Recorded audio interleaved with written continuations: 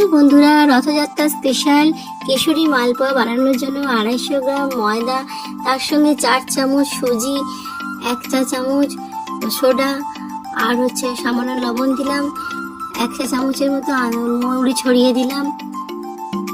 ভালো করে মিক্সড করলাম জল দিয়ে, এতে দুধ দিয়েও মিক্সড করা যেতে পারে। ব্যাটারটা যাতে ভালোভাবে তৈরি হয় তার জন্য চিনিও দিলাম মিষ্টির জন্য। এবার রসটা বানিয়ে নিলাম, তারপরে কড়াতে সাদা তেল দিলাম, ব্যাটারটাকে ছড়িয়ে দিলাম। দেখুন দারুণ লাগছে, ফুলে গেছে, মালপোয়াগুলোকে সুন্দর লাগছে। রসে ছেড়ে দিলাম, সুন্দর তৈরি হয়ে গেল। এরপরে আবার ভেজে নিয়ে আবার রসে দিলাম যাতে আরও টেস্টি হয়। গরম মালপোয়া তৈরি হয়ে গেলে রসে দিয়ে দিলাম। এবার মালপোয়া অলরেডি রেডি, কেশর ছড়িয়ে দিলাম, কেশরি মালপোয়া তৈরি হয়ে গেল। ভালো লাগলে লাইক করবেন, সাবস্ক্রাইব করতে ভুলবেন না কিন্তু।